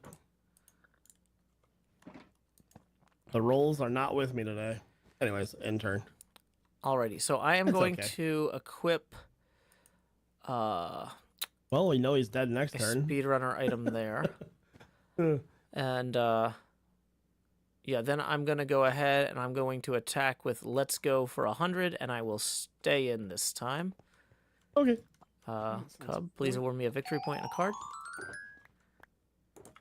Thank you, and then I will draw a card and end my turn. Joe, that deserves a let's go. Woo! Joe will become active, and I'll put an item on Doc. Then we are going to do time skip, knocking Cub out. So let's see if we get an extra turn. We do. That's a let's go. Does that apply even if the character is killed? Does it steal the next opponent? Like, does it steal the victim's turn or the opponent's turn? Can I read the text of the card? Yeah, feel free. Go ahead. Yeah, sorry, I just don't have one of these. If heads, the opponent skips next turn. Okay. Whoops. So this cub is discarded along with those 2 items. Okay, and then that will end my first turn. And then I don't get well, I gotta pick who I'm bringing out. Yeah, you get to pick, but then I just don't get to play anything. The button. Okay, so I push the button, I send it back. Ooh. To start my next turn, I am going to place an item on Doc. Then I'm going to place an armor on Doc. And because I can't do time skip consecutively, I am going to use Grow Hills. Okay, so 50 from 290, 240 remain. And then that'll end my turn. Okay. Once again, the chainmail armor prevents damage from all effect cards. Cool. So I'm going to add a double speedrunner item here. Ooh. And then I'm going to attack with that and a TNT, which does not damage me. So I do 160 damage minus the 20, so it's 140, I guess, to you. And my chainmail armor absorbs my damage. And then I draw a card and end my turn. Okay. Did I draw anything? Not really. All right, I will put that on Azuma. Yeah, Yeah, I got a chance here. I'm gonna go for time skip again. Ouch. Oh. So how much damage was So that? 90. Yeah. So that's 150 remains. Okay. That will end my first turn. Okay, start the next turn. I'm going to place an item on X.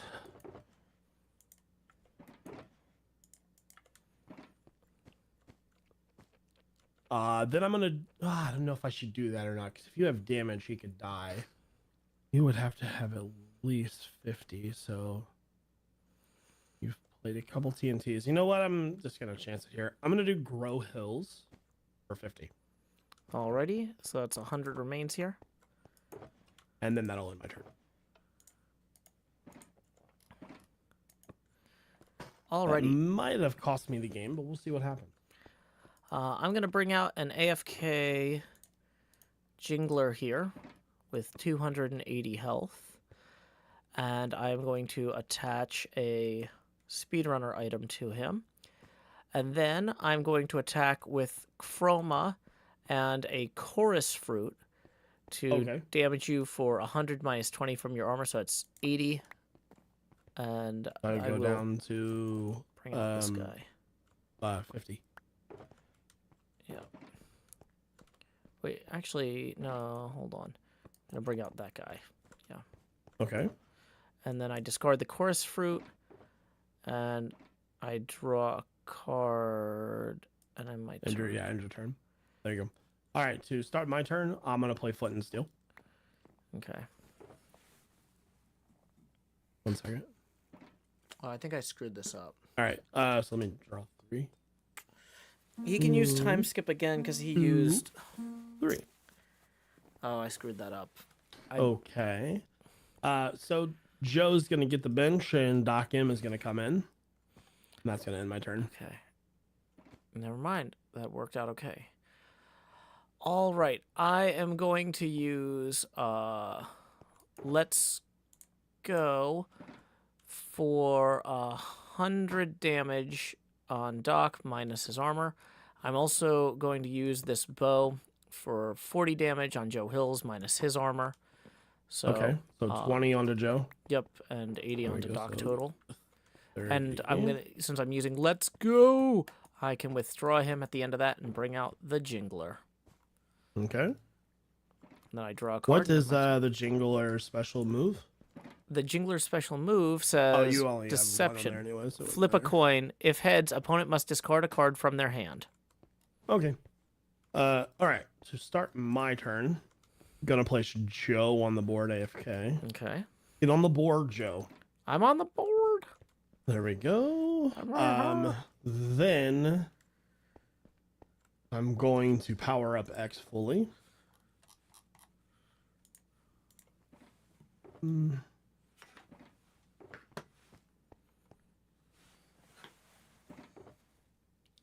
Going to play chest.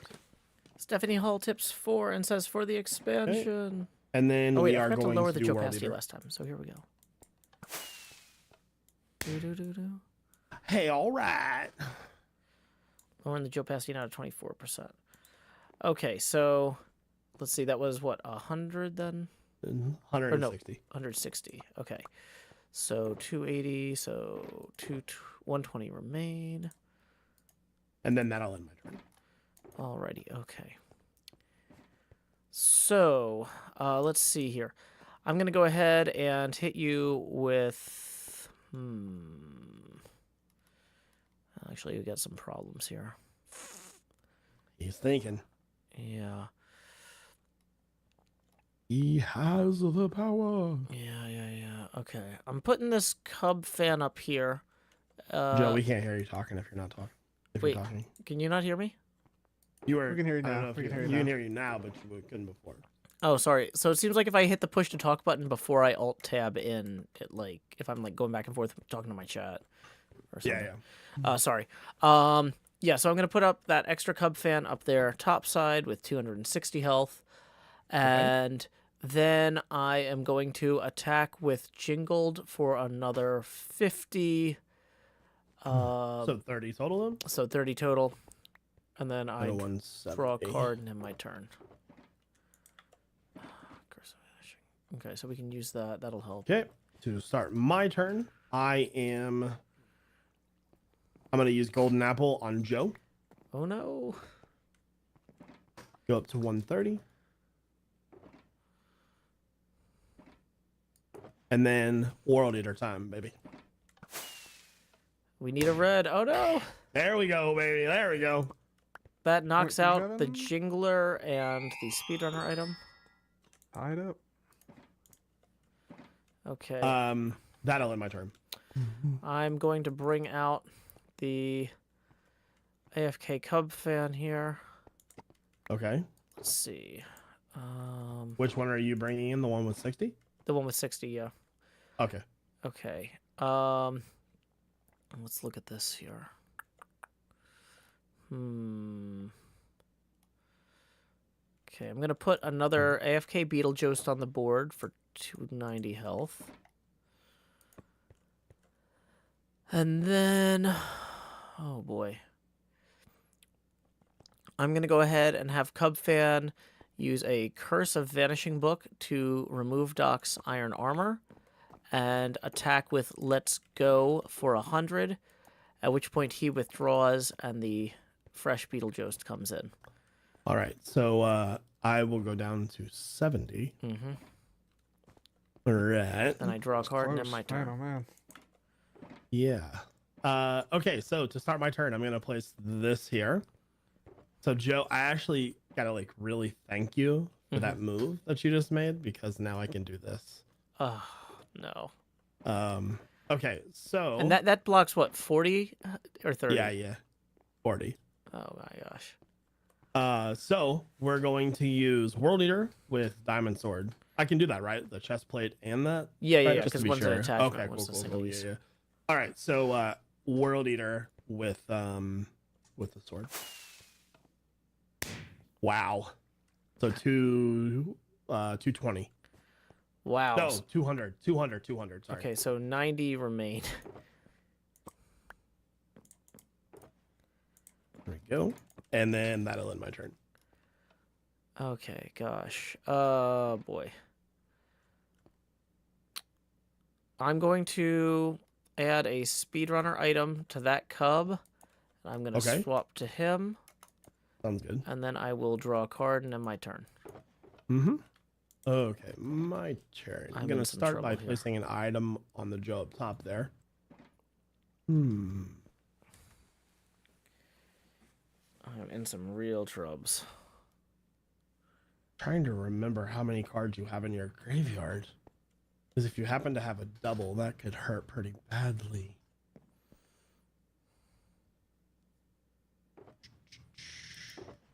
Two, three, 4, 5. So that's 6. What to do? So I think I just got to go for it here. I'm going to go World Eater with another Diamond Sword. okay. Sag. So how much is that? So 80. Okay, 80 from 260. 180 remain. And that'll end my turn. Okay, I am going to add another single speedrunner item. So you dodged that bullet. And I will attack you with dash for 40, which it sounds like so does I don't literally take nothing. any damage, so yeah. So then I draw a card and end my turn. Okay, start my turn. I'm going to fully power up that Joe. Okay. And then I'm going to try World Eater again here. Well, no. I'm actually going to switch to Joe. And in my turn. Okay, I will attack. Oh boy, this is not going to go well for me. Yeah, I think that's game. I think no I matter. can only do 90 right now. Oh, wait, I was looking at the wrong cub. I was looking at the wrong cub. You're right. You're right. Okay, Yeah. yeah. Sorry, I misread that. So you still got two turns at least. Okay, yeah. I was looking at the Cub fan down here, 60, and I was like, that 90 is bigger than that 60. But you're right. Okay. So yeah, I'm gonna heart of the cards. Let's go. I'm gonna dash and attack for 40, and then draw a card and end my turn. 230 there.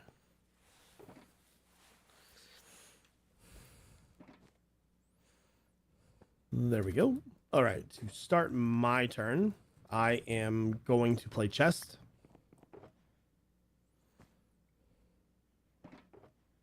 Then I am going to use time skip. Uh-oh. Whoa, yes. So that's a 90. That's not a game yet. I can't use time skip again, so. Yeah. So I'm going to pull 90 down, leaving 90 Yeah. left. Just depends on what I draw, really. Okay. All right, so that'll end my turn. Okay, I'm going to pass it back immediately. All right, to start my next turn, I'm going to put a card on Azuma up there. Then I can am do going this. to play Golden I Apple can. on Doc M.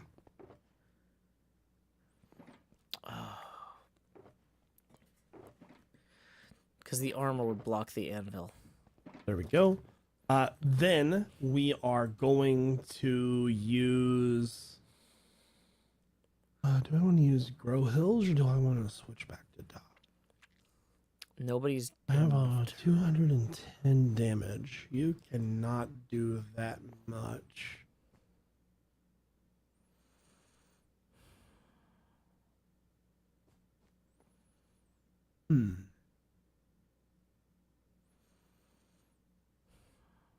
So I think for now, I'm going to do Grow Hills.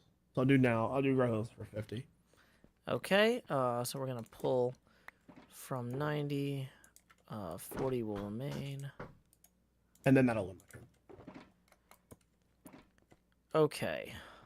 So I'm going to attach an additional speedrunner item card here, bringing me up to... Let's see. Man. That's going to let me use Let's Super Go. close. Going down to the wire. This might be the closest match I've seen. Is it? I don't know, man. This. I feel like I've lost this, but we'll see what we can do here. Depends boy. what cards you. I don't know what cards you have. Yeah. Okay. I'm in an interesting position here because if I use Let's Go, anybody that I switch to, you could probably almost kill in one turn, but not certainly. So I feel like what I'm going to do here is I'm going to attack with Let's Go and the Anvil. So the Anvil does 30 damage to the Hermit directly across from them, which is Asuma, but also does 10 damage to everyone else all the way down. I'm going to read this real fast. It's a fun one. Okay. So, and then 10. Okay, that's fine. So, as X will go to 270. So, that guy doesn't just lose the 10 from the Anvil, but also the 100 from the Let's Go, because he's the active Hermit. Yeah, I'm going to get to that real quick. I just want to do the rest of these really fast. No problem. Does the armor block the anvil damage? Oh, yeah, it totally will. Or will it? I don't know. No, it will. It blocks any damage. So. I believe that's correct, yeah. So that one's blocked as well. So this one will go 240. Yeah, okay, and then Doc or Joe takes 100 as well, right? Mm-hmm. So he will go to 120. Okay, there we go. Okay, the Anvil is going to go away here. And because Let's Go lets me swap out, I'm going to swap in the Beetlejuice over here. Okay. And then I will draw a card and end my turn. All right. To start my turn, I'm going to place an item up there. Okay. Then I'm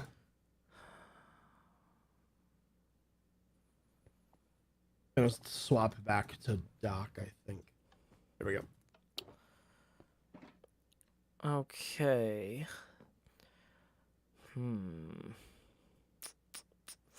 I'm going to go ahead and I am going to use Chroma plus a trident.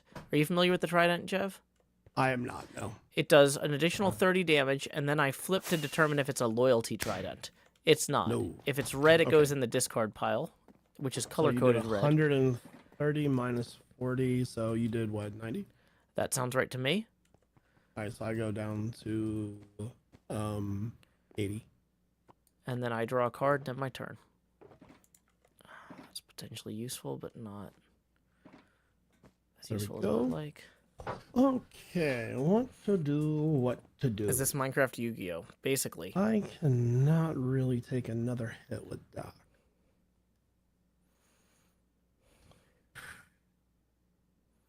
We have it here.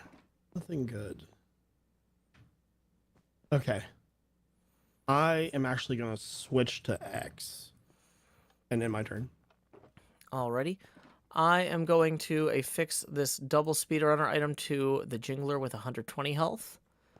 Okay. And then I am going to attack with Chroma for 100 damage, bringing Isuma down to 140. And then I will draw a card and end my turn. Okay. There we go. Up. That's it. What? It's over. What? Out of cards. What? Oh, Joe's out of cards? No, I'm not. I just pulled this one. The next turn, that was going to be out of cards. How do you It know? wouldn't matter. The game is over anyways. How do you know we're out of cards? Who's out of cards? The lights are off. See the lights? See these? How am I out of cards before Jevin? He's done several draw cards, and I haven't done any. Oh. Is It Jevin doesn't out matter. of cards? I'm gonna do. Wait. Hold on. Does that mean Jevin's out of cards? Is it game over before? I drew last turn. I have an extra card in my hand. I just pulled a piston out. I've got it I'm not now. sure how. I think it's. I want to say. I actually don't know, to be honest with you. Well, I'm not sure. Either Somebody's way, out of cards. Though. okay, no. Either way, I'm going to do G's with TNT for. Okay, and my armor 150. negates the TNT, so you can discard that. Good try, but that only is. Wait, I thought you were on a different hermit. That's fine. So I take. I've got 10 health left, and then let's see if you can draw a card. Yeah, see if you're drawing. I don't think he did. I think it's over. Nope. Yeah, it's over. Yeah, and so now it's back to Wow, Joe, which that's means he has cards. crazy. So just for future reference, when you pass it and the lights go off, the person whose turn it becomes. Oh, see, They're out of cards. I still have cards, Interesting. so my light came back Yeah, on. so your light's still on. Yeah, that's exactly right, Joe. Yeah. Whoa, that was a close game, Jeff. Well It played. was. I agree. Wow, deck out, man. That's crazy. Deck out match. GG Yeah, Joe. for some reason I thought you had Thank you. switched to another hermit. I wouldn't have switched to X if I would have known that. I just was not paying attention. Well, because I had used Let's Go from the other Cub fan to that's get down right. here. You guys so, doing 3-1? Yeah. 2-2? sounds right. Yeah. Do you mind reporting that, Cub? Sure. 3. Thank you. And... That was a great match, though, man. It was. I agree. You had me on the ropes. That was terrifying. Oh. Can you end the game, please? Yep.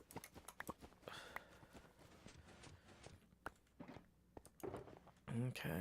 Oh. Yeah, I'm definitely still getting cards back out here. I had Yep. 4 left, it looks like. Yeah, that makes sense. Yeah. Ugh. No, I had 5 left. I guess it just takes a while to feed them all in. Huh. I'm down to play another one, but I have to go get some water. I'll be right back. Yeah, I was going to say, if you two want to play, it's a school night, so I need to head out in about 5 minutes, so I can't stick around. But thank you so much for reffing, Cub. Sorry, Oh, I I can't didn't do the really same do for you much, but- tonight. It's just early morning for It was me. entertaining, though. It was entertaining. Yeah. Okay, well played, Jeff. Good game. And catch you later, Cub. Thank you again for building this beautiful pyramid. No problem, Joe. See you soon. See you later.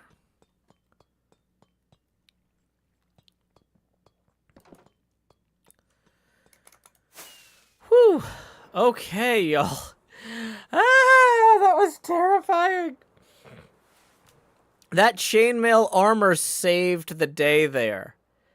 That chainmail armor saved the day. Because that was 2 TNTs, one from my side and one from his side that chainmail blocked. Woo! Living on 10 HP in a dream. I know, right? I know. Oh, boy. Oh, clutch chainmail armor. Wow. That one was wild. Woo. Okay. Yeah, this speedrunner only deck has been doing a lot better lately. Yeah, I don't have a lot of ultra rare cards, but man, the rare cards I have are really carrying me. Oh boy. Yo, that was amazing.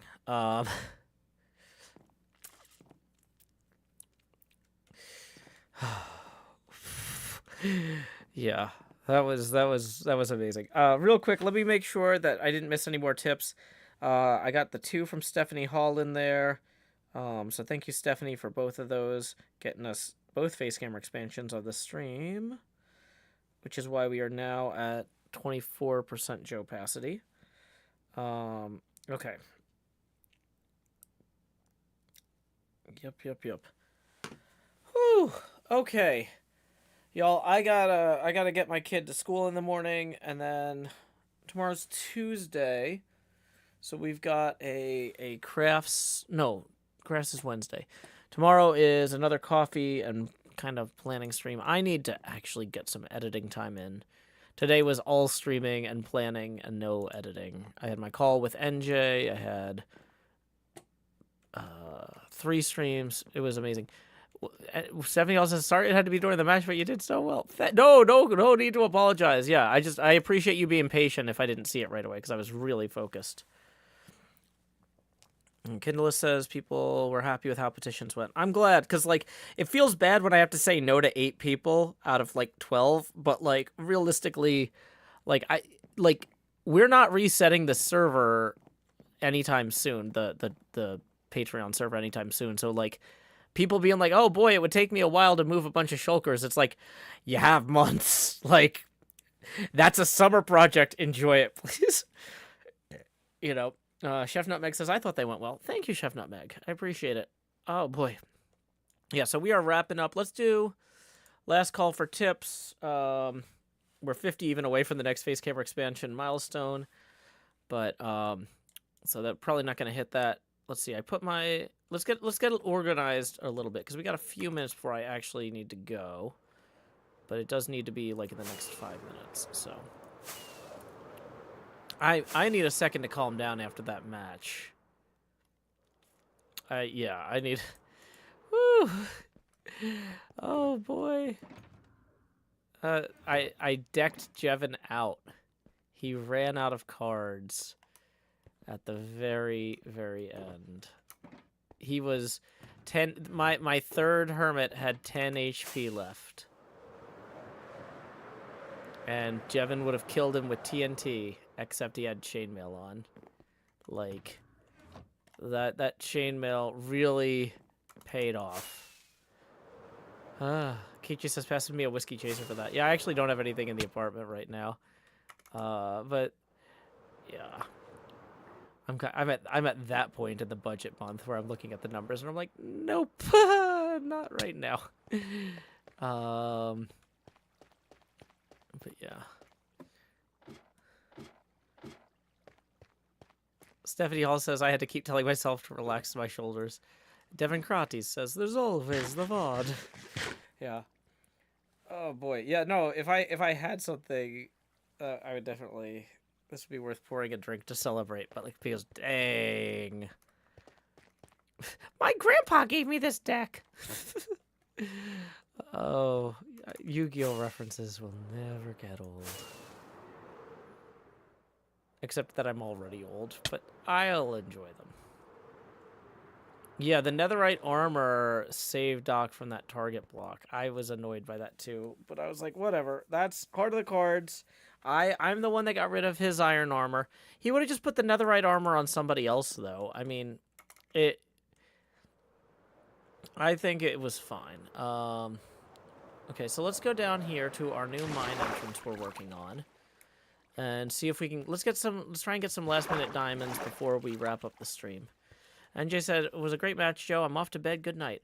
Well, lay your head down and dream, NJ. You know what we don't do often is we don't play the outro song. While we do that, wait for that last call for tips. Why don't we play the outro song, and then while I do this little bit of last-minute mining, and then after that, we'll announce who we're going to raid and all that. That seems like a good plan to me.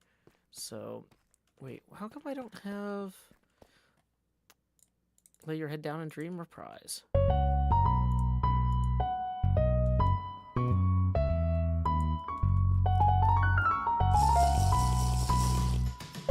The city is bright, but the stars keep growing dimmer. The dishwasher runs, then you find forks from dinner. Killing lights, charging phones, setting alarms to make their tones. Winding down, closing blinds, the rest for tomorrow when there's time. Lay your head down and dream. Lay your head down and lay your head down and dream. Lay your head down and just let your mind flow downstream. Sprawled out in a moonbeam. Lay your head down and dream.